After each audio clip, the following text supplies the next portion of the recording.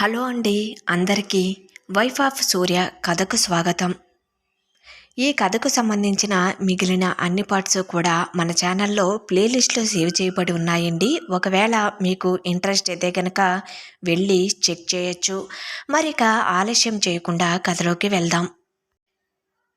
SI uniform వేసుకుని కళ్ళకి నల్లని కూలింగ్ గ్లాసులతో ఎంతో హుందాగా ఉన్న తన డిగ్రీ క్లాస్మేట్ నవీన్ను చూసి ఆశ్చర్యపోతూ చూస్తున్న చందు పెదవులపై చిన్న చిరునవ్వు వస్తుంది. నవీన్, మీకు గుర్తు ఉన్నాడా అండి? స్టోరీని ఫస్ట్ నుండి ఫాలో అవుతున్న వాళ్ళకి అతను ఎవరు అనేది తెలుస్తుందండి. ఆమెను చూసిన నవీన్ తాను కాల్ మాట్లాడటం ఆపి తన మొబైల్ను ఆఫ్ చేసి జీపులోకి విసిరేసి, చందు, నువ్వు ఇక్కడ ఉన్నావేంటి? ఇక్కడకు ఎందుకు రావాల్సి వచ్చింది అని తన కళ్ళకు ఉన్న గ్లాసెస్ను తీస్తూ ఆశ్చర్యంగా అంటాడు. నేను కంప్లైంట్ చేయడానికి వచ్చాను నవీన్ అంటుంది. నవీన్ ముఖంలో చందు నుండి ఆ మాట విని ఆశ్చర్యం స్థానంలో బాధ చోటు చేసుకుంటుంది. రా చందు, లోపలికి వెళ్ళి మాట్లాడుకుందాం అని తన ఆఫీస్ రూమ్కి తీసుకువెళ్తాడు నవీన్. కూర్చో చందు అని చెప్పి ఫ్యూన్ను 2 కాఫీలు తీసుకురమ్మని చెబుతాడు. చెప్పు చందు, నువ్వు సూర్యాని కాదని అని అనబోతూ, అదే, నీకు మ్యారేజ్ అయిందని విన్నాను, మరి ఇప్పుడు ఏంటి ప్రాబ్లం అంటాడు. నా మ్యారేజ్నే ప్రాబ్లం నవీన్ అని తన కంటి నుండి చెంపలపై కారుతున్న కన్నీరును తుడుచుకుంటూ, నా భర్త నన్ను వదిలి ఎక్కడికో వెళ్ళిపోయాడు, నాకు ఎక్కడ ఉన్నారో తెలియటం లేదు అని ఉబిక్కి వస్తున్న దుఃఖంతో నవీన్కి చెబుతూ ఉంటే అతడు చందు పరిస్థితిని అర్థం చేసుకుని, ఏం కంగారు పడకు చందు, ప్లీజ్ కూల్ అని ఆమెను ఓదారుస్తూ తనకు ఎదురుగా ఉన్న కంప్యూటర్లో లాగిన్ అయ్యి ఈరోజు వచ్చిన కంప్లైంట్స్ చెక్ చేస్తాడు. చంద్రిక ఇచ్చిన కంప్లైంట్ చూసి, సూర్యానా? సూర్య ఏంటి అని అడుగుతాడు ఆశ్చర్యంగా.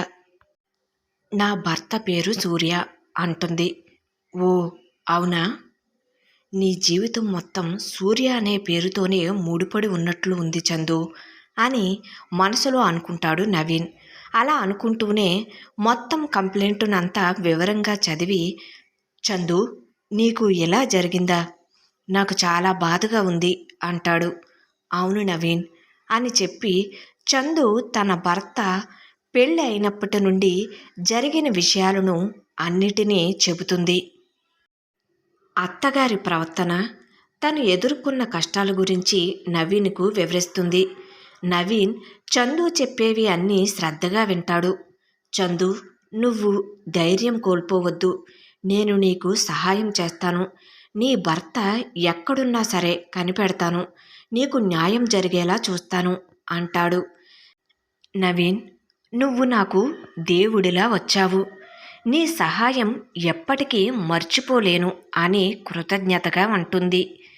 సరే, ఇక నేను వెళ్తాను, పిల్లలు ఇద్దరూ ఎదురు చూస్తూ ఉంటారు అని చెప్పి చందు బయలుదేరుతూ ఉండగా, ఒక్క నిమిషం చందు అని ఫ్యూన్ను పిలిచి మేడంను ఆటో ఎక్కించిరా అని చెబుతాడు. చందు వెళ్ళిన తరువాత, పాపం చందు, ఎంత మంచి అమ్మాయి, ఆమెకి అలా జరిగి ఉండకూడదు, నీ భర్త సూర్య నిన్ను వదిలి వెళ్ళిపోవటం ఎంత దారుణం, ఒకవేళ నువ్వు కనుక మన ఫ్రెండ్ సూర్యాని పెళ్లి చేసుకుని ఉంటే నీ జీవితం ఎంత బాగుండేది, మీ ఇద్దరి మధ్య ఎంత ప్రేమ ఉండేది, సూర్య కూడా నిన్ను చాలా బాగా ఇష్టపడేవాడు, చూసుకునేవాడు, నిజంగా విధి ఎంత క్రూరమైనదో కదా, ఇద్దరు ప్రేమించుకున్న వ్యక్తులను ఎందుకు విడదీస్తుంది, ఇప్పుడు చూడు చందు ఎలా ఉంది, పాపం సూర్య, చందుకి పెళ్ళి అయిపోవటంతో తట్టుకోలేక ఫారిన్ వెళ్ళిపోయాడు, నీ జ్ఞాపకాలకు దూరంగా ఉండాలని. చందు జీవితం ఇలా విషాదంగా మారటానికి కారణం ఆమె పెళ్ళినే అని నవీన్ మనసులో అనుకుంటాడు. అసలు చందు భర్త సూర్య ఎక్కడ ఉన్నాడో అతని తల్లిదండ్రులను పట్టుకుంటే విషయం మొత్తం బయటకు వస్తుంది అనుకుని కానిస్టేబుల్ని పిలుస్తాడు.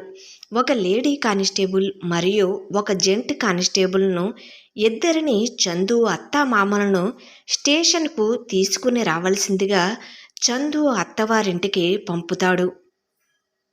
వైఫ్ ఆఫ్ సూర్య కథ కొనసాగుతుంది. కథ నచ్చినట్లయితే తప్పకుండా సబ్స్క్రైబ్ చేసుకుని ఎంకరేజ్ చేయగలరండి. కథ ఎలా ఉంది అనేది కామెంట్ సెక్షన్లో తెలియజేయడం మాత్రం మర్చిపోవద్దండి. Thank you.